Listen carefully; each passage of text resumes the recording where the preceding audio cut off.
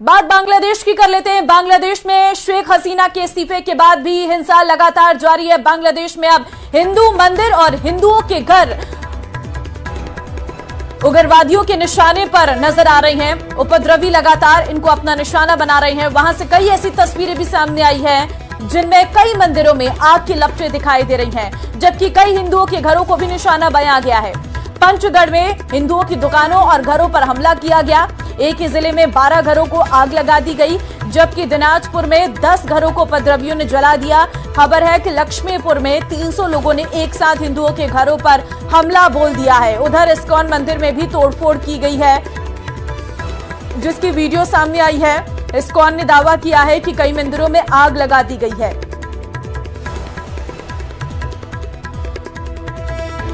वहीं बांग्लादेश से स्वदेश लौटे भारतीयों में वहां हो रही हिंसा का खौफ साफ दिखाई दिया है।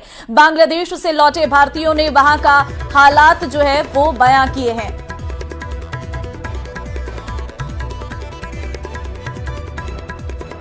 It's all about local Bengalis जिन पे अटैक हुए हैं, बट इंडियंस के लिए it is quite safe for the expats. So now flight services has also been resumed, so it's not a problem. India treatment के लिए आया है। ट्रीटमेंट के लिए जी, अपोलो हॉस्पिटल में। अपोलो में। तो वहाँ क्या सिचुएशन है, हिंदूज की क्या कंडीशन है वहाँ पर? ना इजिया से अभी क्या सिचुएशन है बांग्लादेश में? Okay no problem. कोई प्रॉब्लम नहीं है? नहीं। तो राइट्स वगैरह हो गए थे वहाँ, हमने देखा काफी ज्यादा तोड़फोड़ और वायलेशन हो गया। Some violence in area, some area. वहाँ पर मेरा सरकार तो देश पे नहीं है। এখন मेरे देश पे स्टूडेंट में कुछ बोला था। हमारा देश এখন या सेना बाहिनी के प्रदेश में। स्टूडेंट की क्या कंडीशन? स्टूडेंट এখন ठीक है से स्टूडेंट এখন पैनिक है वहाँ। The ground reality is army has taken over the situation, and the currently situation is good. CM Bhajanlal का आज दूदू और सपोटा क्षेत्र का दौरा। सीएम 11:30 बजे जयपुर एयरपोर्ट से दूदू के लिए रवाना होंगे और दूदू के गाड़ोता में 75वां राज्य स्तरीय वन महोत्सव में शिरकत करेंगे। हरियालो राजस्थान एक पेड़ मां के नाम के तहत वृक्षारोपण करेंगे। एसडीआरएफ कैंपस गाड़ोता में होगा वृक्षारोपण। दूदू से सपोटा के मीन धाम जाएंगे सीएम। करौली के सपोटा में भी सीएम जनसभा को करेंगे संबोधित। मीन धाम में सीएम भजनलाल करेंगे वृक्षारोपण। शाम 4:40 पर जयपुर के लिए वापस रवानगी उनकी रहने वाली है। तो सीएम का आज दूदू और सपोटा का दौरा रहने वाला है, जहां पर गाड़ोता में 75वां राज्य स्तरीय वन महोत्सव में शिरकत करेंगे। हरियालो राजस्थान एक पेड़ मां के नाम कार्यक्रम में जो है शामिल रहने वाले हैं सीएम भजनलाल। और अब खबर चित्तौड़गढ़ से आपको देंगे, जहां पर भीषण सड़क हादसे में 5 लोगों की मौत हो गई है। आपको बता दूं कि हादसा निम्बाहेड़ा चित्तौड़गढ़ 4 लेन हाईवे पर कंटेनर ने बाइक सवार 5 लोगों को कुचल दिया। मौके पर ही सबकी जान चली गई। एक 3 साल की बच्ची छिटक कर दूर जा गिरी, उसे अस्पताल में भर्ती कराया गया है। हादसा मंगलवार देर रात भावलिया पुलिया के पास हुआ है। मरने वालों में पति पत्नी और उनके बच्चे भी शामिल हैं। एक बाइक पर 6 लोग सवार थे। निम्बाहेड़ा सदर थाना अधिकारी संजय शर्मा ने बताया कि हादसे की सूचना मंगलवार रात करीब 10 बजे मिली थी। बताया गया है कि शहर से 7 किलोमीटर दूर भावलिया गांव की पुलिया के पास किसी भारी वाहन ने एक बाइक को अपनी चपेट में ले लिया। बात जोधपुर की करते हैं, जहां पर पानी में फंसे एक ही परिवार के 15 लोगों का रेस्क्यू कर लिया गया है। परिवार अपने खेत में फंस गया था। पुलिस एनडीआरएफ की टीमों ने सभी को रेस्क्यू किया है। रेस्क्यू के बाद प्रशासन ने राहत की सांस ली है। तो पूरे परिवार को फिलहाल रेस्क्यू कर लिया गया है। 15 लोगों का रेस्क्यू किया गया है। इस दौरान अब फिलहाल सभी सुरक्षित जगह पर पहुंच चुके हैं। अपने खेत में फंस गया था ये पूरा परिवार, और जहां पर लगातार रेस्क्यू ऑपरेशन किया गया और सभी लोगों को फिलहाल सुरक्षित बाहर निकाल लिया गया है। एसडीआरएफ और एनडीआरएफ की टीमें जो है वो लगातार वहां पर मौजूद रही। फिलहाल सभी लोग सुरक्षित हैं और एसडीआरएफ और एनडीआरएफ ने कड़ी मशक्कत के बाद सभी को बाहर निकाल दिया है। भारतीय वायुसेना जल्द ही अपने रक्षा बेड़े को और मजबूती देने जा रही है। इंडियन एयरफोर्स में आने वाले इस क्रांतिकारी बदलाव की पूरी कहानी क्या है, देखिए इंडिया की सक्सेस स्टोरी में।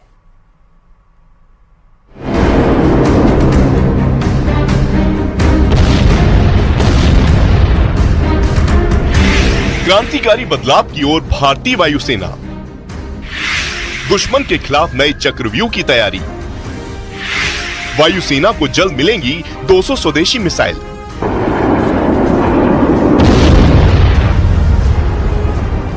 ये नए भारत की नई वायुसेना है जो किसी भी आपात स्थिति से निपटने के लिए दिन ब दिन खुद को और मजबूत कर रही है। इसी कड़ी में MK-1 मिसाइल के लिए भारतीय वायुसेना ने भारत डायनामिक्स लिमिटेड यानी BDL को मंजूरी दे दी है, जिसके चलते अब जल्द ही इंडियन एयरफोर्स के रक्षा बेड़े में 200 अस्त्र मिसाइलें शामिल हो जाएंगी। ये मिसाइल हवा से ही दुश्मन को मार गिराने में सक्षम है। इस प्रोजेक्ट को सफल बनाने में DRDO की बड़ी भूमिका है। रक्षा अधिग्रहण परिषद ने 2900 करोड़ रुपए से ज्यादा की इस परियोजना को 2022 से 2023 में मंजूरी दी थी। सभी परीक्षण और विकास कार्य पूरा होने के बाद अब इन मिसाइलों के प्रोडक्शन को भी मंजूरी दे दी गई है।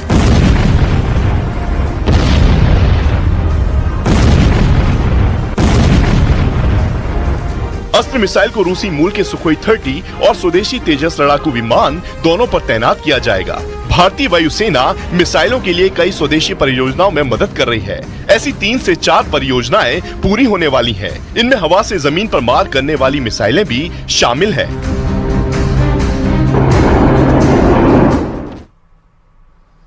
पाकिस्तान बॉर्डर से सटे जिलों में बन रहे फर्जी आधार कार्ड की जांच सीबीआई ने शुरू कर दी है। सीबीआई ने 3 आरोपियों के खिलाफ नामजद मामला दर्ज कर लिया है। इस मामले को राजस्थान सरकार ने 9 जुलाई को केंद्रीय जांच एजेंसी को स्थानांतरित कर दिया था।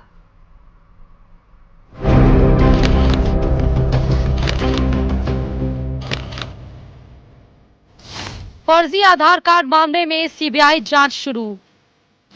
25,000 में फर्जी आधार कार्ड बनने का खुलासा। बांग्लादेशी लोगों ने फर्जी आधार कार्ड बनाए।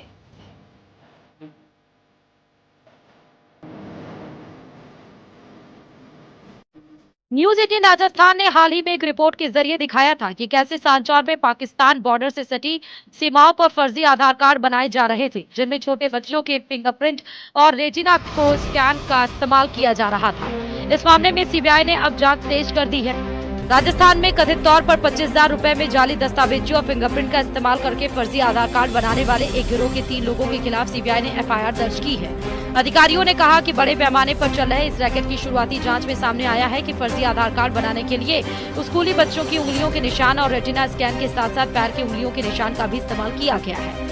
इस मामले में राजस्थान सरकार ने 9 जुलाई को केंद्रीय जांच एजेंसी को स्थानांतरित कर दिया था। विभाग ने 30 जुलाई को सीबीआई को भेज दिया था। उसके बाद सीबीआई ने डुंगरी निवासी गणपत सिंह जाट, तोगाराम जाट और कन्हैया लाल प्रजापति के खिलाफ मामला दर्ज करके जांच शुरू कर दी थी। शिकायतकर्ता के मुताबिक ये तीनों कथित तौर पर उनकी ई-मित्र आईडी और आधार कार्ड से आधार कार्ड बना रहे थे। फर्जी आधार कार्ड मामले में सरकार अभी सख्त नजर आ रही है।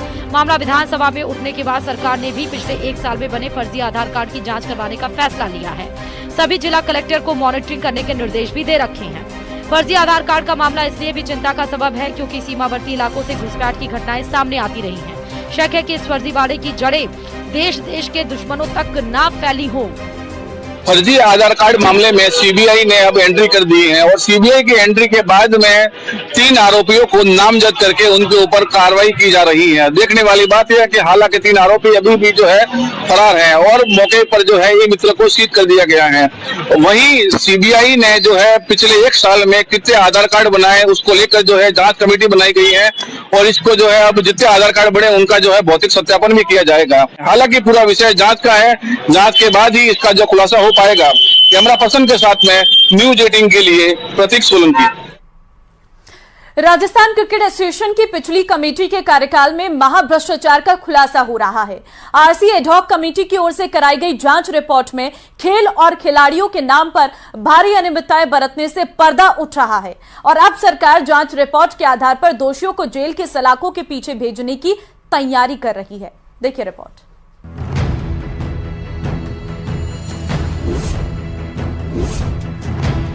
क्रिकेट के भविष्य को संवारने के लिए बनाए गए राजस्थान क्रिकेट एसोसिएशन में ही क्रिकेट के नाम पर भ्रष्टाचार का सबसे बड़ा खुलासा हो रहा है।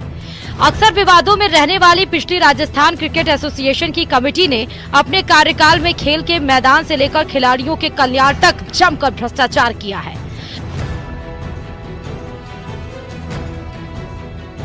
आरसीए एडहॉक कमेटी की ओर से कार्रवाई की गई रिपोर्ट में खुलासा हुआ कि बीसीसीआई ने हर साल राजस्थान क्रिकेट के कल्याण के लिए करोड़ों रुपए का बजट आवंटित किया, लेकिन तत्कालीन कमेटी ने आरसीए से संबंध एम्पायर, खिलाड़ी, ग्राउंड स्टाफ को लंबे समय से फीस का भुगतान नहीं किया। ऑडिट रिपोर्ट में खुलासा हुआ कि एक तरफ खेल से जुड़े खिलाड़ी, एम्पायर सहित पूरा स्टाफ एक रुपए को तरसता रहा, वहीं तत्कालीन कमेटी ने नियम विरुद्ध करोड़ों रुपए का भुगतान वकीलों को कर दिया। आरसीए एडहॉक कमेटी के संयोजक जयदीप बिहारी ने ऑडिट रिपोर्ट में आई आर्थिक, वित्तीय और भ्रष्टाचार के कारनामों की पूरी फहरिस्त तैयार करवा ली है और इस रिपोर्ट को जल्द ही मुख्यमंत्री भजनलाल शर्मा और खेल मंत्री को सौंपेगी। कई मामलों में फाइनेंशियल इरेगुलरिटीज मिली है। हमने भी सीए से जांच करवाई है। कई चीजें ऐसी है कि जैसे जीएसटी के अंदर जो उस फर्म को काम दिया गया है उसके वो काम मेंशन ही नहीं है। कई फर्मों को एक्सपीरियंस भी नहीं है। कई फर्में ऐसी है जो काम कुछ करती है, उनको काम कुछ दे दिया। इसलिए काफ़ी कुछ इरेगुलरिटीज हैं जिनकी सीए साहब जांच कर रहे हैं और उन इरेगुलरिटीज के हिसाब से एडवोकेट, जो क्रिमिनल एडवोकेट हैं, उनसे सलाह करके कानूनी कार्रवाई की जाएगी। आरसीए एडहॉक कमेटी की ओर से कार्रवाई की गई जांच रिपोर्ट में कई बड़े चौंकाने वाले खुलासे सामने आ रहे हैं। क्रिकेट खेल को बेहतर बनाने के नाम पर नए स्टेडियम का निर्माण शुरू से ही भ्रष्टाचार की नींव पर खड़ा किया गया।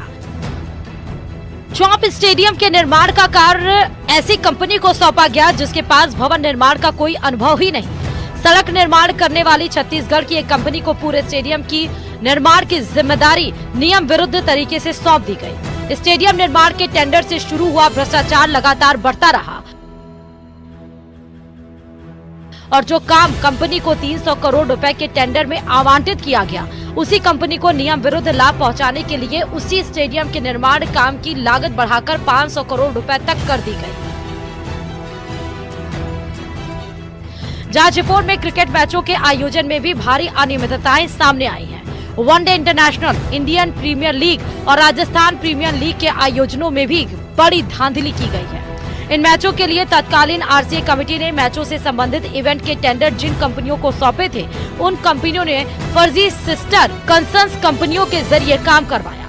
राष्ट्रीय और अंतर्राष्ट्रीय मैचों के आयोजन में हुई इस धांधली में मैचों के दौरान सुरक्षा व्यवस्था, बाउंसर्स, स्टेडियम की सजावट, स्टेडियम का रखरखाव, टेंट डेकोरेशन, हाउस कीपिंग के साथ साथ मैचों में मनोरंजन के लिए नाचने वाली चीयर गर्ल्स के कामकाज में भ्रष्टाचार किया गया है। हमें राजस्थान क्रिकेट के भविष्य को जिंदा रखना है। ऐसा कोई काम नहीं करेंगे जिससे कि आरसीए की मान्यता खत्म हो जाए। एफआईआर सबसे सरल और सबसे साफ तरीका है। जो लोग, देखिए, फाइनेंशियल जो भी करप्शन हुआ है वो किया तो आदमियों ने है ना, और ये कोई मानवीय भूल में शामिल नहीं होगा। बहरहाल राजस्थान क्रिकेट अकेडमी की एडहॉक कमेटी की ओर से पिछली कमेटी के कार्यकाल में हुई वित्तीय अनियमितताओं और भ्रष्टाचार की जांच रिपोर्ट तैयार कर ली गई।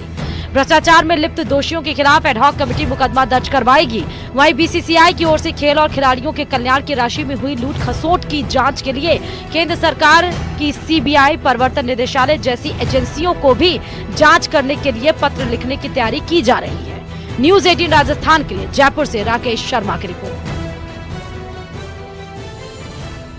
वहीं कांग्रेस नेता सलमान खुर्शीद ने मंगलवार को एक अजीब तुलना कर दी है। उन्होंने कहा कि बांग्लादेश में जो हो रहा है वो हमारे देश में भी हो सकता है, भले ऊपर से सब कुछ सामान्य दिख रहा हो। सलमान खुर्शीद पूर्व केंद्रीय मंत्री मुजीबुर रहमान की किताब Shikwa-e-Hind the political future of Indian Muslim के विमोचन पर बोल रहे थे।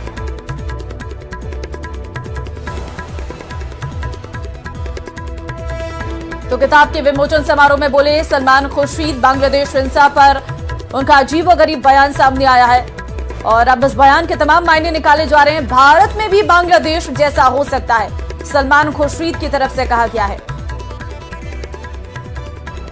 और सलमान खुर्शीद के इस बयान की अब आलोचना चौतरफा हो रही है, क्योंकि अपने आप में बड़ा बयान है उनकी तरफ से कहा गया है कि जो बांग्लादेश में इस वक्त हो रहा है, भारत में भी ऐसा हो सकता है।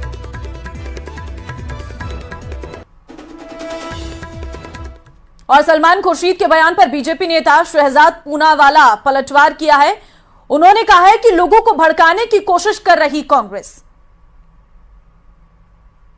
तरफ तो कांग्रेस पार्टी कहती है कि बांग्लादेश में जो स्थितियां बन रही है, घटनाक्रम हो रहा है, उसको लेकर भारत सरकार के साथ वो खड़ी है, भारत सरकार के स्टैंड के साथ वो खड़ी है। परंतु दूसरी ओर कांग्रेस के नेता, इंडिया अलायंस के नेता, चाहे सलमान खुर्शीद हो, चाहे संजय राउत हो, चाहे इल्तिजा मुफ्ती हो, महबूबा मुफ्ती की बेटी हो, ये नेता लगातार भड़काने की कोशिश कर रहे हैं। अब सलमान खुर्शीद कहते हैं कि जो बांग्लादेश में हुआ वो भारत में भी हो सकता है।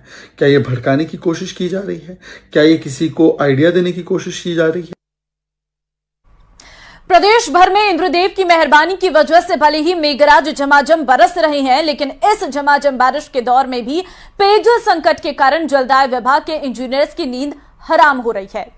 बीसलपुर बांध के हालात ये हैं कि अगर जल्द ही बांध का जलस्तर नहीं सुधरा तो गर्मियों से पहले ही 4 जिलों की आबादी एक एक बूंद को तरस सकती है। देखिए रिपोर्ट।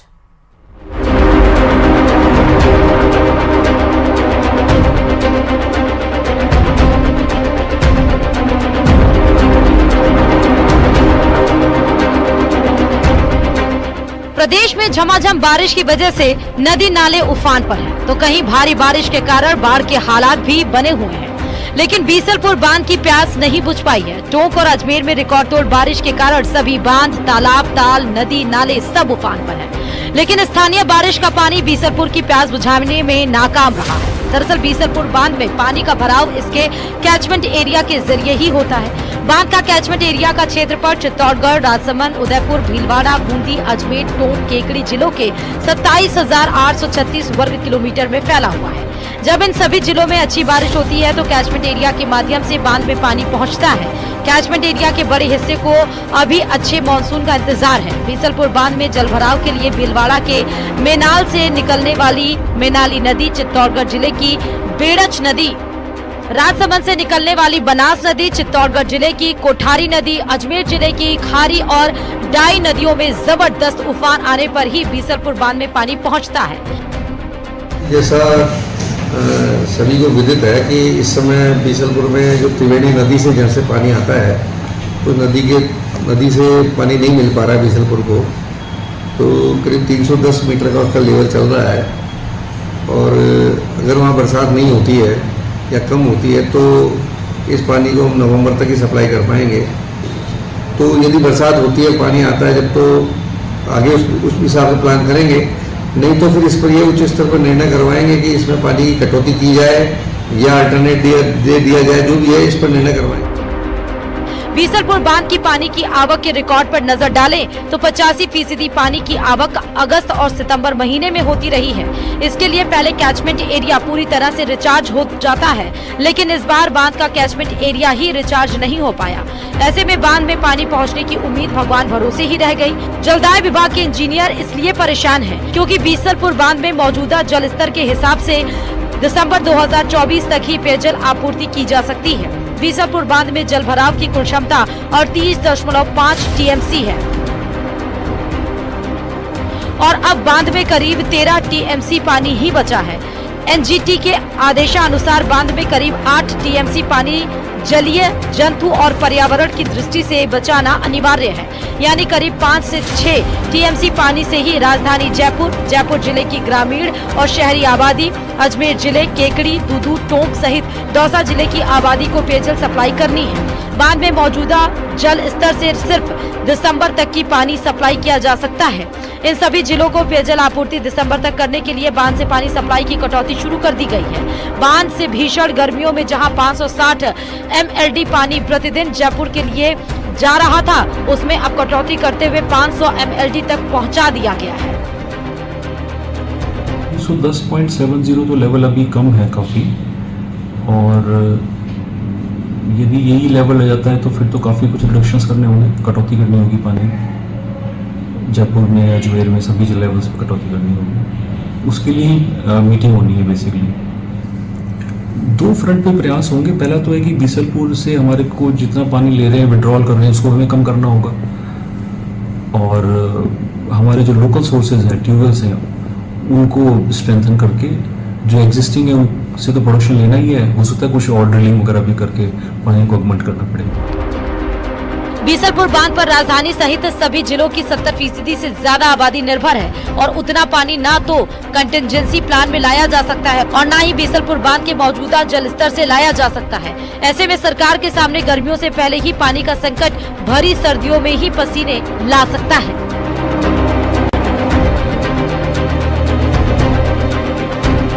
न्यूज़ 18 राजस्थान के लिए जयपुर से राकेश शर्मा की रिपोर्ट।